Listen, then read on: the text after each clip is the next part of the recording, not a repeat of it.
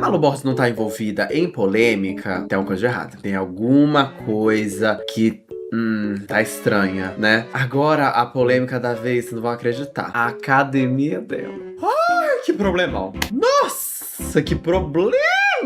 Mas antes, né, como sempre, vou apresentar, porque às vezes a pessoa não conhece. Vai que você não tem ideia de quem seja Malu Borges. Malu Borges é uma criadora de conteúdo sobre moda, né? Eu tenho algumas aspas, porque eu tenho outra definição de moda. Eu acredito que o conteúdo dela se encaixaria mais em uma criadora de conteúdo sobre consumo. Faria mais sentido encaixar o conteúdo dela assim, porque eu acho que moda é muito mais sobre como você veste do que o que você veste, né? Ela mostra as coisas diferentes que ela comprou, as coisas caras que ela usa, e esse é basicamente o conteúdo dela. E lifestyle, ela tem um perfil secundário que ela mostra a vida dela. E recentemente, a academia dela virou um assunto. Não só isso, né? A gente tem várias outras polêmicas nesse vídeo aqui, não só essa, mas eu vou começar por essa porque essa eu achei que eu quis. Deu vontade. Vou mostrar pra vocês a academia que a gente tem dentro da nossa casa. Tcharam! É uma puta academia, viu? É bonita.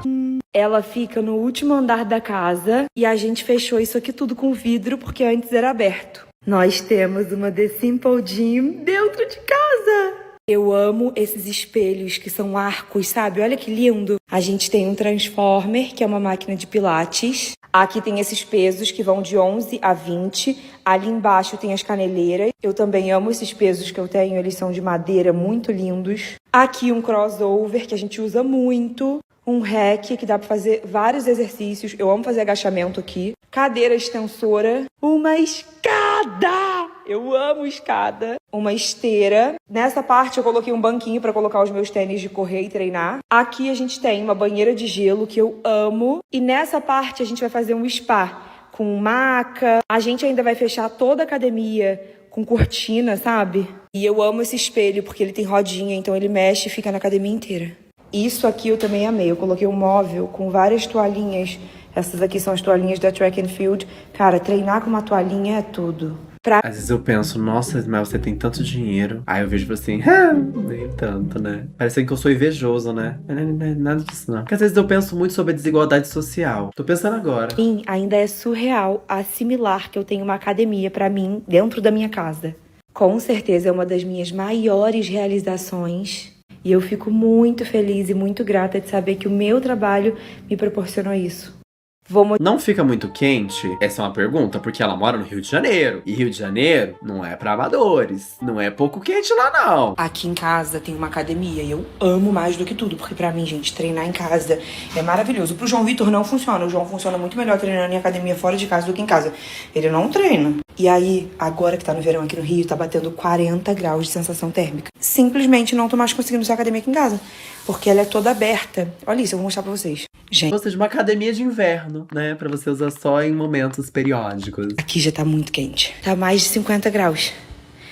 Não dá pra ficar aqui. Tem 3 ar-condicionado aí, mas tudo bem. Tem uma película, só que a película não adiantou de nada. Aí agora a gente tá cogitando colocar um teto retrátil pra ver se melhora o calor, ou uma película pro calor pra ver se realmente resolve a situação do calor. Tem 3 ar-condicionados na academia e, tipo, ela não é tão grande assim. E parece, juro, a gente às vezes deixa ligado a manhã toda pra ver se pega. Não pega, gente. Tipo, Problemão. Nossa, que problema. não esquenta nada.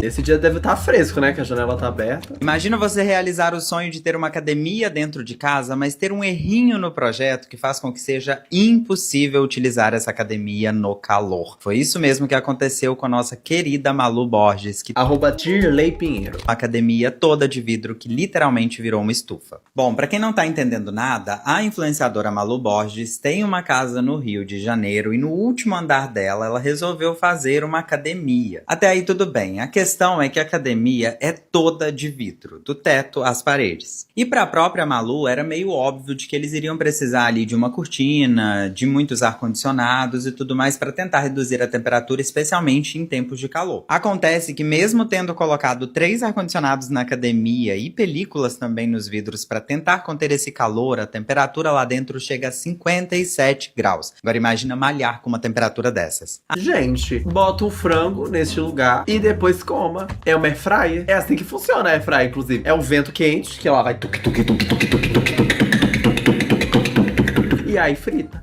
Ela tá perdendo dinheiro, ela tá assando vários bolos nessa academia, várias panquecas sendo fritas. Às vezes eu faço uns vídeos falando das coisas aqui de casa e eu não trago contexto, e a culpa é minha por sair tudo de contexto. Gente, é claro que a gente sabia que a academia ficaria super quente, ficaria quase uma estufa. Só que era ou fazia desse jeito ou não tinha uma academia em casa. E eu queria muito uma academia em casa. Então, pra mim, fazer desse jeito era a solução. A gente tem academia no último andar da casa. Esse lugar, ele tinha uma sala vazia e uma varanda.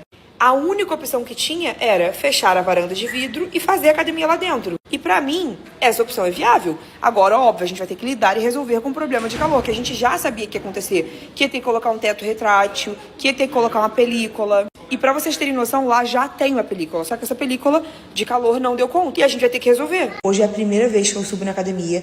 Desde todo esse rolê da película. Tá uma sensação térmica aqui no Rio hoje de 30 graus. Eu tô sem o ar ligado e tá fresco dentro da academia, sem nenhum vidro aberto. Ficou feio, né? Mas era isso ou não ia usar? Ficou bem feio, na verdade. Com a película ficou muito cinza. Tudo bem que tava nublado, né? Mas... ai, achei muito feio. Mas era isso ou nada. Então, antes feio do que inutilizável. Pra vocês terem uma noção, ó, gente, subir essas escadas aqui já era um calor inacreditável. Agora, aqui é o meu escritório, que trabalha eu, o pessoal que trabalha comigo. O escritório, ele tá até, a sensação térmica dele é até um pouco mais quente, mas ele é super fresco. Essa parte aqui, ó, tá super fresca. E aí, quando você ia chegando aqui, perto da academia, já era insuportável. Quando você abria a porta, vinha um bafo na sua cara. E tá tipo assim, normal. Igual o escritório. Mas a polêmica não para por aí. Ela postou alguns looks recentes, né? Tipo esse daqui, parece Beetlejuice um pouco.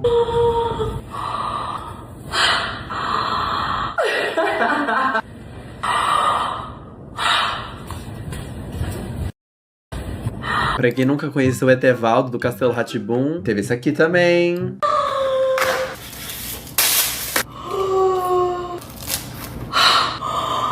Spaghetti bag.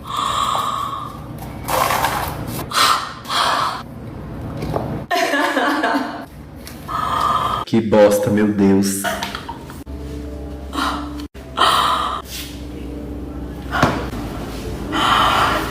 Essa é menos feia.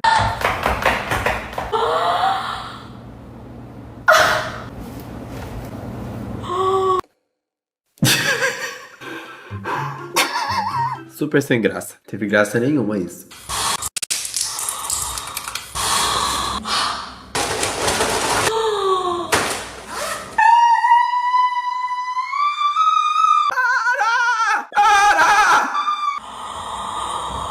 E uma das mais recentes que gerou repercussão foi esse look daqui, tá? Que, em teoria, seria um look de plástico com peixes vivos dentro.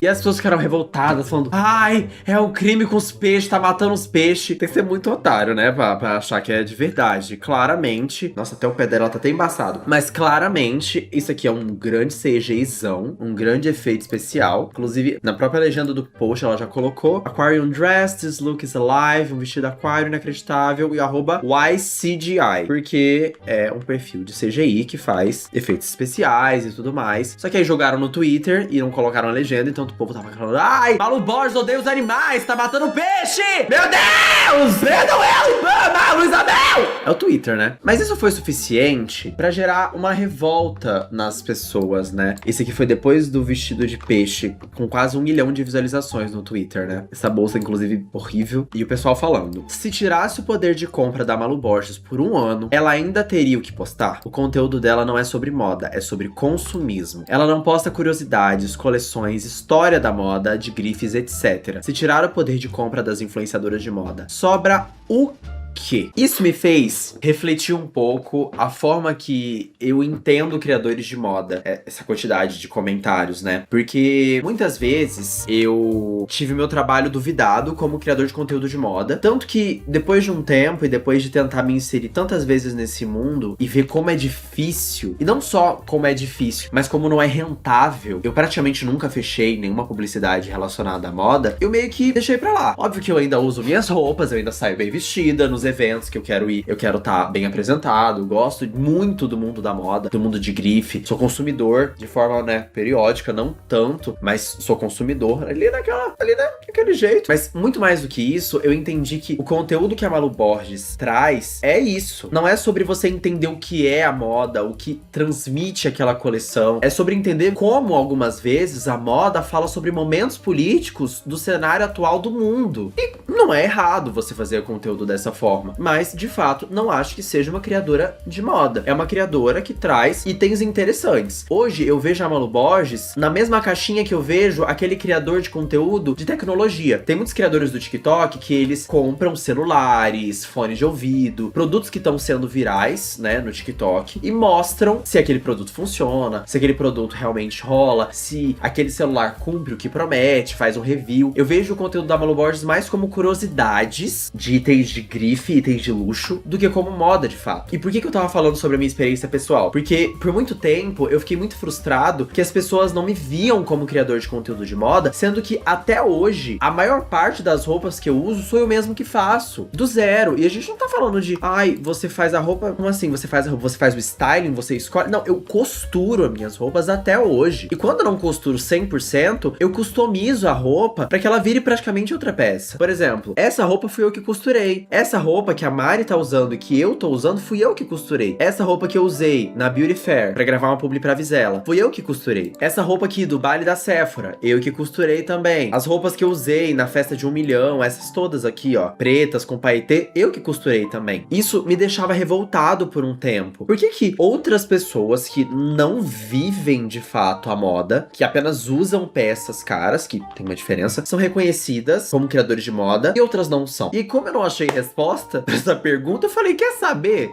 Beijo. E daí foi onde eu parei de produzir conteúdo sobre criação de roupa. Porque antes eu fazia vídeos como eu costurava a roupa, como que eu customizava o cabelo, como que era o processo criativo por trás. Hoje em dia eu só uso, entendeu? Vou lá, visto a roupa e é isso. Dá muito menos trabalho. Voltando. Uma das pessoas que também parou pra falar sobre isso foi o Flower Boy Underline 3, tá? Que ele pegou um pouco mais pesado. Você não é um influencer de moda, porque você não fala sobre moda, você fala sobre consumo, produto e mercadoria. Para mim, o ápice da moda e política são os filmes dos Jogos Vorazes. O link entre eles é absurdo. Esse é um exemplo perfeito de como a moda pode ser política. A moda é usada há anos para transmitir mensagens. Não só para transmitir mensagens, mas para inibir populações, para separar grupos. Por que vocês acham que até hoje pessoas no Oriente Médio, principalmente, na verdade, unicamente mulheres, são obrigadas a usar hijab, senão elas são julgadas por toda uma sociedade, às vezes excomungadas da própria família? Porque moda é político. Porque muitas vezes grupos minoritários são divididos através de como um grupo se veste e como o outro se veste. Por que vocês acham que muita gente é excluída de ambientes porque, nossa, mas não tem motivo? E quando você para pra entender aquele contexto, é porque as pessoas pré-julgaram ela antes mesmo de conhecer. A moda fala quando você não pode falar. Quando você não disse um pio, a pessoa já viu o que você tá usando, o que você tá calçando, qual acessório tá te acompanhando. É muito mais complexo. Moda é sobre posicionamento político.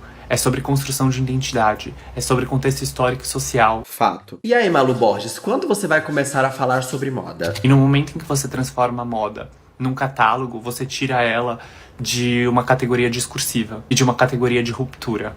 Então, se retira o seu poder financeiro e a sua capacidade de compra, seu conteúdo colapsa. Porque você não tem uma construção de identidade, você não traz uma visão de mundo, você não traz uma discussão do que você está vestindo ou do que você está deixando de vestir.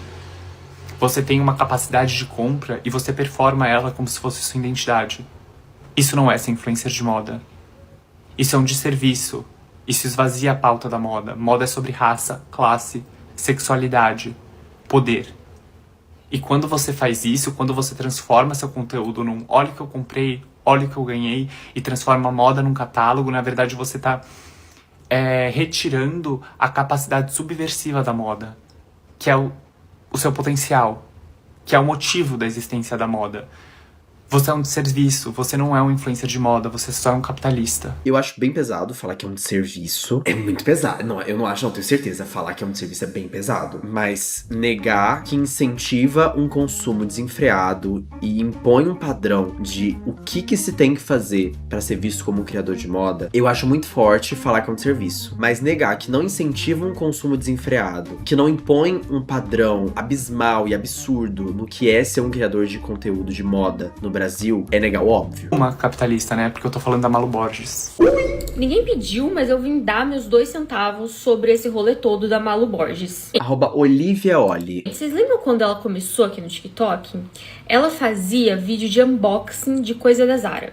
Então, tipo assim, todos os dias ela postava um vídeo que era um unboxing de alguma peça da Zara. Ela provava aquela peça e aí ela ficava tipo, será que eu devolvo? Será que eu não devolvo? Essa daqui eu fico, essa daqui eu devolvo. Era basicamente isso. Então, desde esse primeiro momento, ela já se posicionava muito mais como algo voltado pro consumismo do que pra moda em si, né? Pra aquela moda didática e tudo mais. Fiz um vídeo falando sobre isso na época, eu levei um xingão tão grande que eu fiquei assim, cara, eu nunca mais vou falar da Malu Borges, né? Porque assim, a galera falava que aquele vídeo dela era pra eles verem como ficava em um corpo real a roupa. Acho que ela pensa que moda é o vestido de carne da Gaga que impactou, mas tinha uma mensagem. Malu Borges não traz mensagem. Eu concordo. E eu não acho que precisa passar uma mensagem toda vez. Até porque, às vezes, por mais que moda seja uma coisa política, tenha um significado, nem toda vez precisa ter um significado. Mas nunca ter um significado e nunca ter uma profundidade, será que é bacana? Tem aquele tanquinho trincado da Malu Borges, mas tudo bem. Só que a partir desse momento eu comecei a pensar que, assim, talvez o intuito dela nunca tenha sido ser uma influencer de moda e falar sobre moda e nanana. Talvez o intuito dela seja realmente mostrar esse lifestyle, mostrar as peças e tudo mais, que serve como vitrine para as marcas, né? Que no fim das contas, para uma marca ter ali seu produto só exibido num corpo maravilhoso é muito bom, entendeu? Então meio que o intuito era fazer burburinho na internet com peças muito diferentes, viralizar e fazer muito dinheiro. O que no fim das contas tá dando super certo, né? Até porque, vocês lembram daquela planilha que saiu dos influenciadores? Tinha lá um dela falando que ela tinha fechado uma parceria, como que era? Uma publi. Campanha por 600 mil reais. Quem que ganha 600 mil reais assim, tipo, pá, né, gente? Ninguém. Depois que eu percebi isso, eu comecei a admirar ela, porque assim, né, gente, ela fez o babado dela acontecer. Então, assim, eu acho interessante falar isso também, porque dá pra gente ter 2 pensamentos ao mesmo tempo, né? Eu consigo ver a trajetória dela e como ela foi inteligente a ponto de transformar o consumo num conteúdo. Isso é inegável. Ela tem sucesso no que ela faz, ela trabalha com isso e ela ganha muito dinheiro com isso. Mas dá pra gente refletir sobre enquanto a gente entende que ela é uma mulher empresária num país que descredibiliza muitas mulheres que tentam fazer isso. Enfim, dá pra ter as 2 opiniões ao mesmo tempo, sabe? Mas eu ainda acho que mexe muito com a cabeça das pessoas ver apenas isso, a sua timeline ser só consumo e consumo e uma bolsa nova, e as bolsas que você tem não é suficiente, você precisa de mais e mais e mais e mais e mais e mais e mais e mais. Mexe muito com a cabeça das pessoas. Mãos para o alto, Malu Borges. Você parou mais uma vez no Tribunal de Nanocausas da Internet. Eu amo! @StelaVerso.